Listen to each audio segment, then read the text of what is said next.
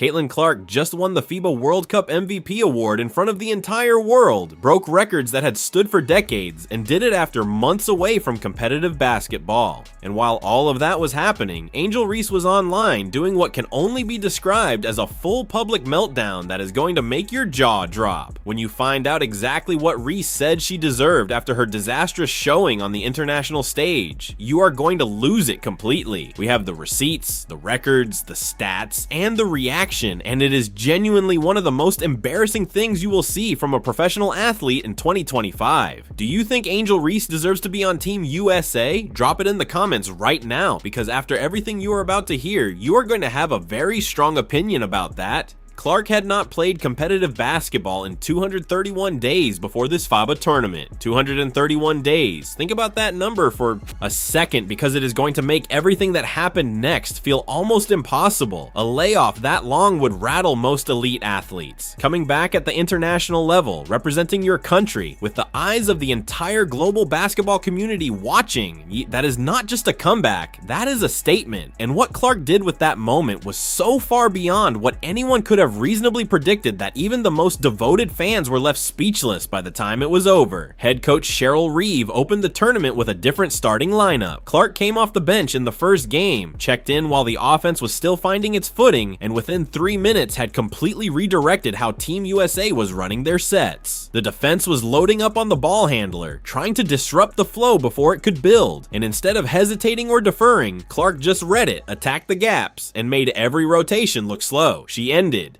that first game with 19 points, 13 assists, and 0 turnovers in 23 minutes of court time. Shot 5 of 7 from 3, went 6 of 6 from the free throw line. Clark herself said after the game she was just locked in. Not nervous, not careful, not cautious. Just locked in. After 231 days off, that single performance produced the highest assist total by any player making their senior national team debut in FIBA Women's World Cup history. Not just for Team USA, not just for this generation, any player, any country, any era. The only player across any country or any gender to record a double-double in their first senior national team World Cup game, while also shooting better than 70% from three-point range. The stats that came out of the full tournament were even more staggering when you step back and looked at the whole picture. Her plus-minus across the entire field was plus 127. That was the best mark of any player from any country in the entire tournament, not just Team USA, not just the medal round, the whole field, every team, every player, every minute of basketball played at that event, and Clark's differential was the most dominant of all of them. Coach Reeve went on record after the semifinal and said not centering the offense around Clark from the opening tip was a mistake they corrected quickly. A head coach of the United States national team publicly saying the previous approach was wrong. That does not happen often. When it does, it tells you more about the player than any highlight reel ever could. Now here is where the story gets its full shape, because you cannot understand what Clark is doing without understanding what she came from and where it is going. In one calendar year, Clark broke 62 individual records across the WNBA and international play. 62. Scoring records, assist records, three-point records, attendance records, and television viewership records tied directly to games she appeared in. 62. That number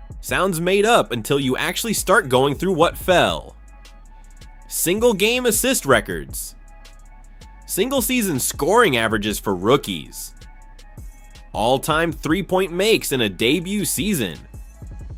Franchise records for the Indiana Fever that had stood since the league was founded, and viewership milestones that had nothing to do with the sport itself. Record numbers for ESPN, record numbers for women's professional sports in the United States more broadly, numbers that had media executives at every major network openly talking about restructuring their broadcast deals around when Clark played. The Fever went from a franchise that was drawing modest crowds to a situation where opposing arenas were selling out when Clark came to town. Road games, visiting team, sold out because she was in the building. That had not happened in the WNBA before. And while all of that was happening on one side of this story, something very different was playing out on the other. Angel Reese led the league in rebounds her rookie season. And yeah, on the surface that sounds impressive, so let's actually talk about where a significant portion of those rebounds were coming from, because the way the number was built is not what it appears to be. Reese's shooting percentage that season was among the lowest for any player logging significant minutes. She was missing at an unusually high rate, and a large share of her rebound totals were coming directly from cleaning up her own misses. She would shoot, the shot would clank, and she would retrieve the ball. That counted as a rebound in the box score. She was in effect getting statistical credit for the immediate consequence of her own mistakes, and the rebound total was being cited as evidence of dominance. Sportscasters were calling her a force on the boards,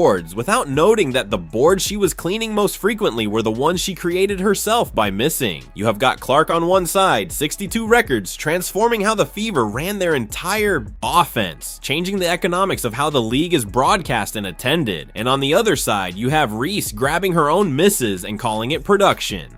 Now let's move to the business side of this story, because this is where the gap stops being about basketball and starts being about something much larger. Clark has a signature shoe deal with Nike, not just an endorsement, a signature line. The last female basketball player to get a signature shoe deal at this level from Nike was a generation ago. The comparison the industry kept reaching for was the kind of treatment Nike normally reserves for transcendent athletes who redefine their sport entirely. She has a record-breaking deal with Gatorade, a partnership with Wilson that made her the first athlete in the brand's history to receive certain signature treatment, the previous comparison being Michael Jordan's Wilson relationship decades ago, a deal with Prada, a deal with State Farm, a Porsche partnership, a deal. Structure with several brands that involves equity, not just endorsement fees, meaning Clark owns pieces of the businesses she is promoting, which is a contractual arrangement reserved for athletes and celebrities who bring demonstrably transformative audience reach. Her base WNBA salary in the year these records were broken was approximately $76,000. Her off-court earnings were more than 100 times her on-court salary. Not double, not 10 times. More than 100 times. Networks that had never seriously invested in women's basketball started restructuring their rights deals and their broadcast schedules because of what her presence was doing to their viewership data. Advertisers who had historically ignored the WNBA entirely began approaching the league specifically asking about Clark-adjacent inventory. She did not just join the WNBA, she changed how the entire economic structure around the league operates, who pays for it, and how much they are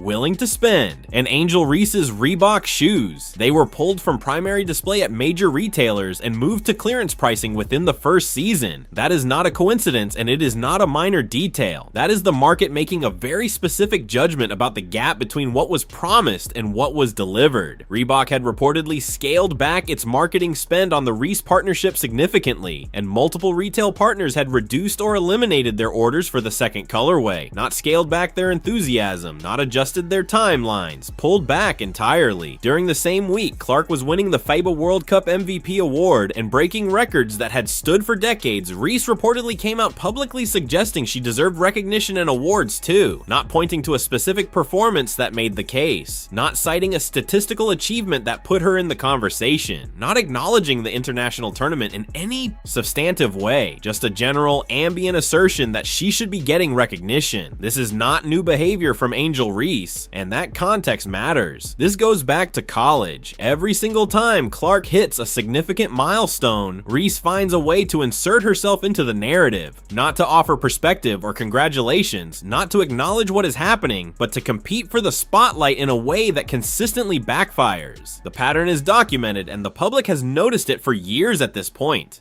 Major sponsors do not evaluate athletes based solely on follower counts or surface level engagement. They employ brand safety teams whose entire function is monitoring sentiment, tracking behavioral patterns, flagging association risk, and projecting how a brand's reputation will interact with an athlete's public persona over time. Every public statement, every social media post, every moment where an athlete inserts themselves awkwardly into someone else's achievement gets added to that file, and that file follows an athlete through every partnership conversation they have for the rest of their career. The scoreboard right now is not complicated. Clark, FIBA World Cup MVP. 62 records in 1 year, most influential female athlete in the world according to Forbes' 2025 ranking, Nike signature line, record Gatorade deal, Wilson signature treatment not seen since Michael Jordan, Prada, State Farm, Porsche, Sportico cover, ESPN viewership records, WNBA attendance records on the road in opponent arenas because people were buying tickets just to watch her play, off-court earnings more than 100 times her league salary, Reese, clearance rack shoes, a brand partnership and visible retreat, and a public claim to awards and recognition made during the same week her rival was being celebrated as the best player in the world at an international tournament. And the 2026 WNBA season has not even started yet, so do you think Angel Reese deserves to be on Team USA? Let me know in the comments below, because this conversation is absolutely not finished. Like, subscribe, and turn on all notifications so you never miss out. Click the video on the screen, and we will see you in the next one.